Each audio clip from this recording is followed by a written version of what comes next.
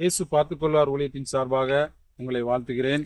இன்றைய நாளிலும் நாம் தியானத்துக்கு என்று எடுத்துக்கொண்ட வேத பகுதி அது லூக்கா எழுதின சுவிசேஷம் 21 அதிகாரம் 3 வசனம்.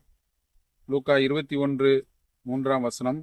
இந்த ஏழை விதவை மற்றெல்லாரை பார்க்கிலும் அதிகமாய் போட்டாள் என்று மெய்யாகவே உங்களுக்கு சொல்கிறேன்.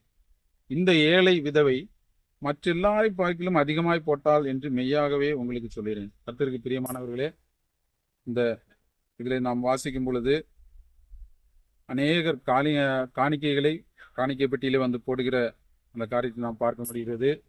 அப்பொழுது ஒரு ஏழை விதவையும் காணிக்கை போடுகிறார்.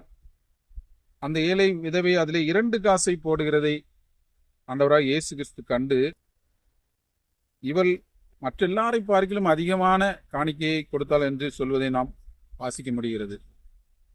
ஆண்டவருடைய பார்வை வேறு, மனிதர்களுடைய பார்வை வேறு. நாமோ வெளி தோற்றத்தை பார்க்கிறோம், ஆண்டவரோ நம்முடைய உள்ளங்களை ஆராய்ந்து அறிந்திருக்கிறார். இந்த ஏழை விதவை 2 காசுகளை போட்டால், ஆனால் ஐஸ்வர்யவான்கள் அதிகமான காணிக்கைகளை கொண்டு அந்த காணிக்கை பெட்டியிலே போட்டார்கள் என்று நாம் வாசிக்க முடிகிறது. ஆனால் ஆண்டவர் சொல்கிறார், இவளே அதிகமாக, இந்த ஏழை விதவையே மற்றெல்லாரை பார்க்கிலும் அதிகமான காணிக்கையை போட்டார்னு சொல்கிறார். அப்படியானால் நாம் எப்படிப்பட்ட காணிக்கைகளை கொடுக்கிறோம் என்பது முக்கியமல்ல, நாம் எந்த சூழ்நிலையில் அந்த காணிக்கைகளை ஆண்டவருக்கு செலுத்துகிறோம் என்பதை ஆண்டவர் பார்க்கிறார். அவர்கள் எல்லாரும் தங்கள் பரிபூர்ணத்திலிருந்து எடுத்து தேவனுக்கென்று காணிக்கை போட்டார்கள். அந்த ஐஸ்வர்யவான்களை நாம் பார்க்கும் பொழுது அவங்களுக்கு அதிகமான காசு இருக்கிறது, அதிலிருந்து ஒரு பகுதியை எடுத்து போட்டார்கள் என்று நாம் வாசிக்கிறோம்.